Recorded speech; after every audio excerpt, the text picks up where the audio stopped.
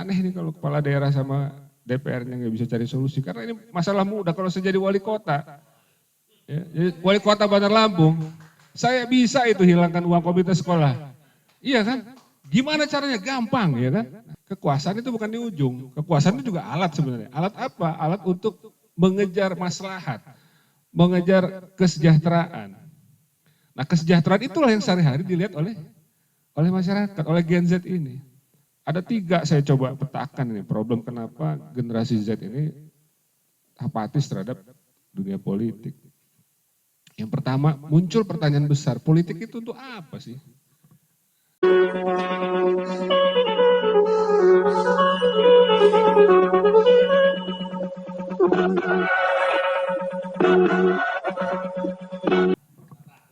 Ini itu pekerjaan paling sulit itu. PWI enggak ada ya? Baik, terima kasih Bang Heri Wardoyo. Assalamualaikum warahmatullahi wabarakatuh. Ini saya kira tantangan kita ya, bukan. Kalau kita ini kan selalu optimis kan? Selalu optimis. Jadi kita kalau orang optimis itu melihat masalah sebagai tantangan. Ya ini tantangan kita, bahwa kalau kita mau bicara Lampung 2004, tentengan. Kalau mau kita bicara Lampung 2045, maka ya Lampung ini jangan hanya dipikul oleh orang-orang ini saja. Saya kira kita punya tanggung jawab moral untuk melahirkan generasi-generasi baru. Yang memang, sorry to say, tadi sudah disinggung Bang Firman sedikit, memang ada perlambatan Bang Firman dari produksinya ini. Nah, salah satu produksi kelompok kritis civil society ini kan sebenarnya kampus, Bang. Nah, kampus ini mengalami perlambatan dalam hal mencetak generasi baru. Ya, slow dan juga, meskipun dengan alasan yang berbeda. Nah itu nanti kita tanya sama pihak-pihak yang mungkin terduga yang ikut melambatkan ini, ya kan? Nah, kita kan hanya mengamati. Nah ini saya kira harus menjadi concern juga ya. Ya kalau kita bicara Lampung Emas 2045, ya tadi Bang An juga berulang-ulang bilang ini nanti yang di 2045 sudah bukan generasi kita tadi, kita lagi. Mas Heri tadi bilang kalau 2045 itu betul-betul terjadi suasana emas itu, beliau mungkin sudah haul ke sekian gitu kan. Kita ya, generasi ini datang ke peringatan haul Heri Wardoyo gitu kan. Haul kelima ya kan.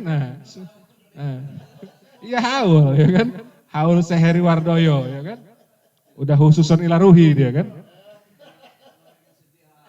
Iya. Nah, sementara orang-orang generasi yang kita angankan ini akan berada di posisi itu, sebenarnya tadi terjadi perlambatan. Ini juga harus kita pikirkan.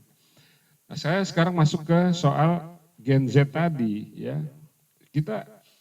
Kita selalu dari tadi bilang kita nggak bisa menyampingkan Gen Z ini karena memang nggak bisa dikesampingkan. Inilah tulang punggung Indonesia masa depan. Indonesia ini termasuk Lampung ini ya akan di masa mereka nantinya. Nah, problemnya hari ini saya kira justru karena kita temanya politik ya Bang. Problemnya hari ini apatisme terhadap politik ini justru paling banyak di mereka gitu. Tadi juga ada banyak disinggung. Mereka ini apatis sama politik. Ya, dan kita mesti sepakat bahwa kalau generasi ini apatis kepada politik agak sulit ini. Bayangan-bayangan emas itu bisa diwujudkan. Nah pasti dapat perunggu aja syukur.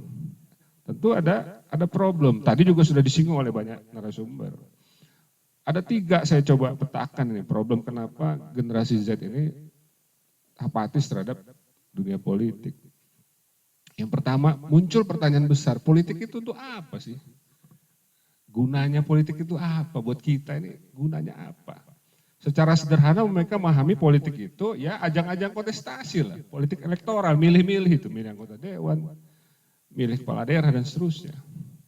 Nah kalau kita kembali, ya tadi Bang An juga sudah menjelaskan, politik itu kan sejatinya alat untuk mencapai kekuasaan. Kekuasaan itu bukan di ujung, kekuasaan itu juga alat sebenarnya. Alat apa? Alat untuk mengejar maslahat, mengejar kesejahteraan. Nah kesejahteraan itulah yang sehari-hari dilihat oleh masyarakat, oleh Gen Z ini. Ada nggak kesejahteraan yang kira-kira dekat yang kita lihat sehari-hari, yang itu kita rasakan.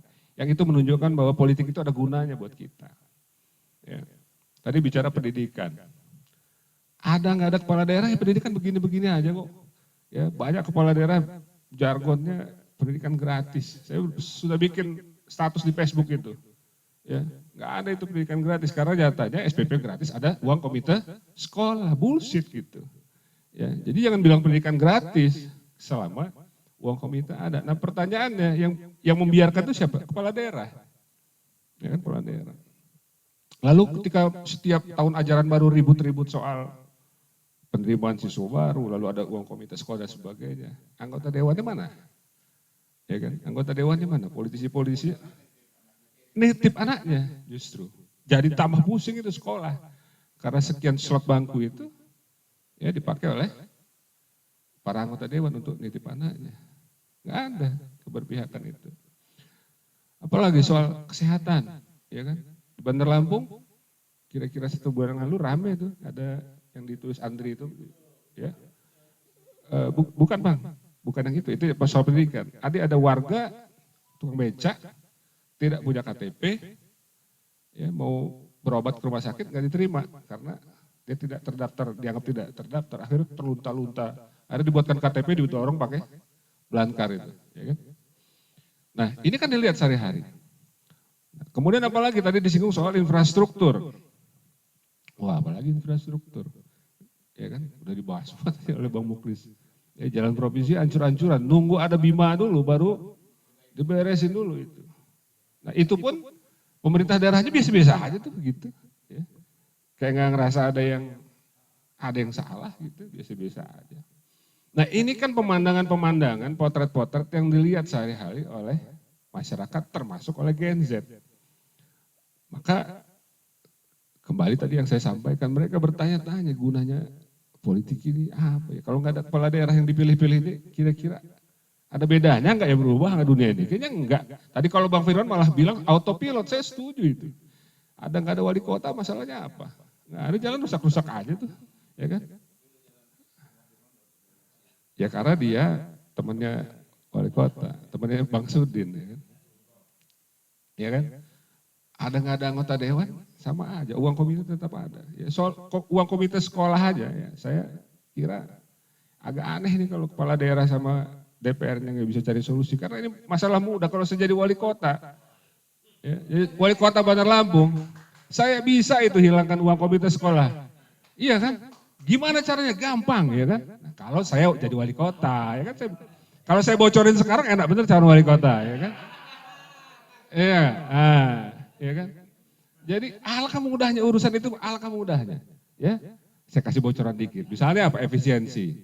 Ada banyak pos-pos yang sebenarnya bisa dihilangkan. Kalau itu dihilangkan, bisa lari ke dana pendidikan. Ya, lalu pendapatan-pendapatan yang tidak dimaksimalkan. Pemerintah, kalau bicara kota Bandar Lampung, pemerintah kota kita ini nggak kreatif. Nyari duitnya cuma modal majak aja gitu, minta-mintain duit. Padahal banyak sumber-sumber potensi-potensi yang bisa menghasilkan uang dan belum dimaksimalkan. Belum dimaksimalkan. Ini baru bicara kota Bandar Lampung. Ya. Saya mendukung Bang Firman ya, kan tadi kan Buddha Eva gitu kan. Nah. Ya. Jadi ini sekali lagi yang membuat Gen Z ini, politik ini apa gunanya ya? Nggak ada apa namanya partai politik, nggak ngaruh. Jangankan jalan yang gede-gede itu. Saya kadang nggak habis pikir nih, Bapak-bapak nih, abang-abang. Indonesia sudah merdeka berapa tahun nih sekarang ini? 78 tahun. Ya. Urusan bikin bantalan rel kereta bagus aja nggak bisa orang Indonesia ini. Ya Bang ya, ini kan malus berbanyak insinyur-insinyur ini. Gimana sih? Saya bukan sarjana teknik gitu. Tapi kenapa bantalan rel kereta itu yang kita lewat, apa itu nyebutnya? Perlintasan, ya tapi yang kita lihat sehari-hari kan enggak. Di dekat rumah saya itu, hancur terus sebentar, tempel batu, hancur. Tempel batu. Nah, urusan begitu aja kita nggak beres-beres. Ya, jadi hal gini aneh buat saya. Ya. Nah, itu pertama. Yang kedua adalah tadi juga sudah disinggung soal rekrutmen. Ya, rekrutmen politik ini. Ya. Ini juga jadi tanda tanya untuk Gen Z dan akhirnya bilang Kacrut lah politik ini kan. Saya juga pernah buat status itu, politik itu kacrut gitu. Ya. Gimana nggak kacrut? Tadi Bang Firman juga sudah singgung. Orang entah dari mana, selama ini ngapain, kiprahnya apa, kebisaannya apa pernah dia berbuat sesuatu, tiba-tiba jadi caleg. Terus tiba-tiba jadi. Dan jadi. Terus dia jadi, terus dia kaya raya. Terus kita negur aja udah dicuekin. WA sudah nggak dibales. Benar kan? Iya kan? Ini bukan saya, kalau saya kan pasti dibalas. Mana berani politisi nggak balas WA saya. Sembarangan. Nah, kepala daerah juga gitu. Tadi Bang Firman juga bilang, siapapun bisa jadi kepala daerah. Ya. Entah apa manusia itu, apa selama ini kerjanya main Mobile Legend, kerjanya main PS, tiba-tiba cukup-cukup jadi calon kepala daerah. Menang gitu. Ya kan? Menang. Terus menang, dia nggak ngurusin kita. Jalan hancur ya hancur. Anak yang nggak sekolah ya nggak sekolah. Yang sakit ya sakit gitu. Ya Mas Gino ya. Ya kan? Pendidikan katanya gratis, 20% anggaran APBN sudah digelontorkan bahkan lebih. Ya, tapi banyak sekali kita sehari-hari, termasuk yang tadi Bang Muklis ceritanya ada 2 anak SD itu, ya kan ironis sekali, itu di ibu kota provinsi loh. Ironi buat saya, kalau saya kepala daerah mundur saya itu. Malu, mau taruh mana muka saya. Nah itu. Nah, jadi itu pasti Bang Perdi nggak cocok sama Bang Heri Bardoyan, ya kan. Musuh Bunda Eva juga. Nah jadi ini juga problem, padahal ya sejatinya partai politik itu mestinya adalah kawah candera di muka bagi lahirnya calon-calon pemimpin bangsa. Ya, jadi kita ngebayangin orang masuk partai politik itu memang jadi orang-orang pilihan. Ketika kemudian muncul kegiatan-kegiatan elektoral itu memang betul-betul terpilih orang-orang pilihan, orang-orang terbaik di partai politik. Bukan tiba-tiba entah siapa terus nongol. Ini kita, iya. Saya mohon maaf ini ngomong ada Bang Muklis ini ya. Misalnya tiba-tiba anak siapa nyalon gitu kan, Putri Anu gitu. Sekarang anak kandung Herman, anak kandung Putri Zulkifli Hasan. Kemarin ada Lesti, ya kan, anak Muklis Basri. Untung Lesti ini begitu jadi kerja. Untung bener ya, ya bukan karena ada Bang Muklis. Iya, tapi kan orang tahu ya. Nah, itu ada untungnya juga. Tapi kan artinya begitu, Bang. Ya, anak kandung Herman Haen. Loh, orang kan bertanya-tanya. Iya kan? Jadi kalau anak kandungnya terus kita harus pilih gitu kan. Iya kan? Bapaknya hebat, anaknya kan belum tentu. Iya kan? Apa kewajiban kita memilih seseorang akan menjadi wakil kita hanya karena dia anaknya si Anu. Nah, ini kan kacrut begitu gitu, rekrutmen politik kita hari ini. Nah, celakanya partai politik seperti tidak sadar. Harusnya partai politik yang pertama-tama mengoreksi situasi itu. Mereka ubah. Ya saya kira hari ini cuma 2 partai politik yang sangat serius mengurusi soal kaderisasi. PDIP dan PKS. Ya, selebihnya nggak ada.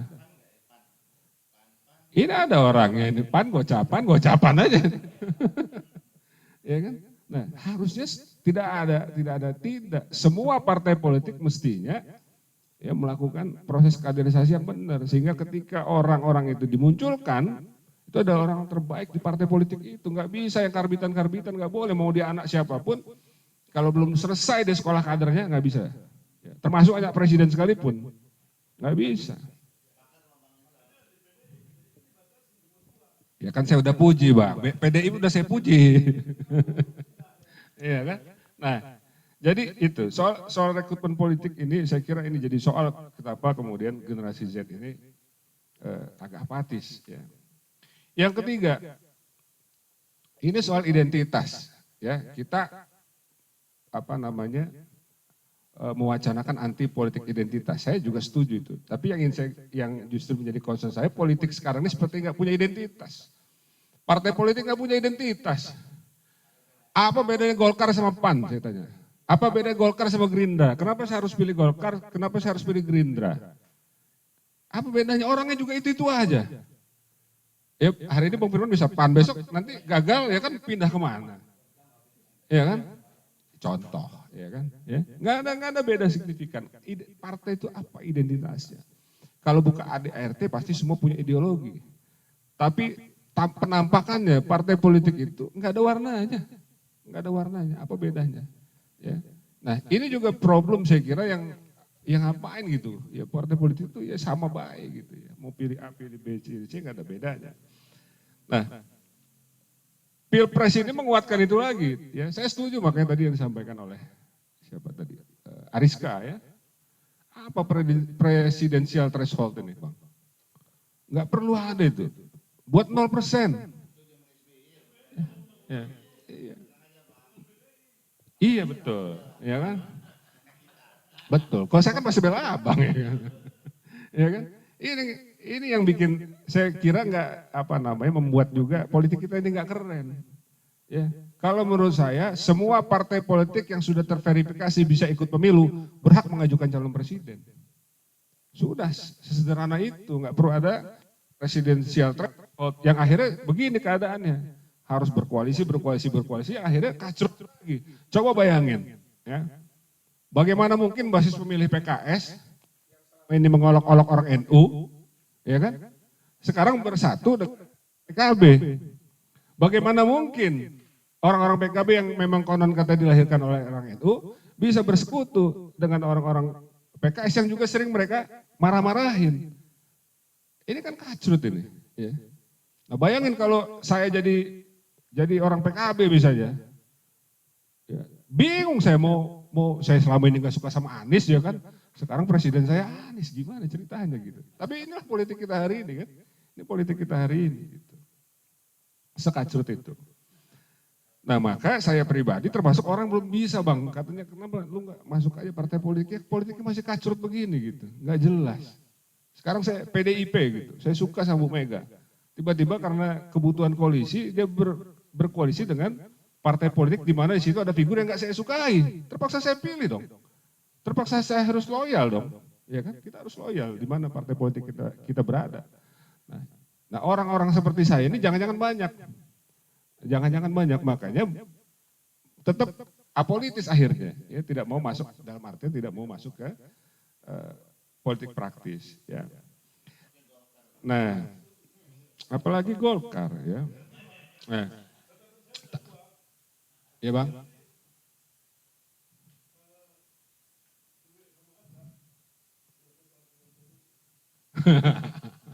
Iya. Kalau saya kan dari dulu tertarik sampai PDIP. Nah, kemudian saya akan masuk ke Lampung masa depan 2045 dan Lampung atau Bang An bilang lebih cepat lebih baik 2035. Ya. Saya kira kita nggak akan berdebat soal potensi. Lampung ini luar biasa kayanya. Ya. Kakanda saya itu siapa? Profesor Admi Sarip, ya, juniornya Bang An juga, ya, sering menulis itu, Tuhan menciptakan Lampung sembari tersenyum. Ya. Orang lain juga gitu nulisnya. Ya. Tuhan menciptakan Sumatera Barat sambil tersenyum gitu. Semua mengklaim Tuhan, ya kan? Ya kan?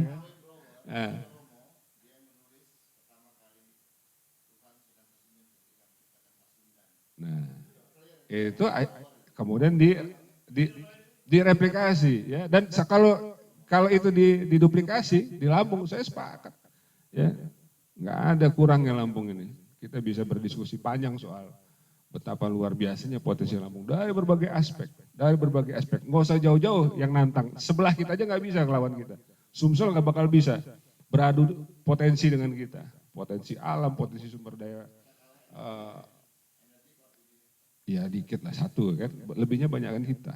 Ya dari soal satu aja kita lebih menang. Kita punya harimau, badak, gajah. Ya, tiga satwa endemik yang mereka tidak punya. Ya. Taman nasional kita punya 2, garis pantai kita terpanjang nomor 2 di Indonesia dan seterusnya banyak sekali. Nah, tapi problemnya memang kembali lagi Lampung ini bukan potensi yang kurang, tapi salah kelola. Kita seringkali salah dalam memilih pemimpin, salah urus Bang. Lampung ini salah urus. Ya, saya bukan karena dekat sama Bang Muklis, waktu itu saya senang Bang Muklis maju dan kalau bisa menang gitu. Walaupun kenapa cuma nomor 2-nya Pak Berlian ya kan? Ya kan? Nah, waktu itu kacrut juga PDIP itu ya kan, bagaimana mungkin seorang Muklis Basrik ya nomor 2-nya Berlian Tihang ya kan. Nah, ya.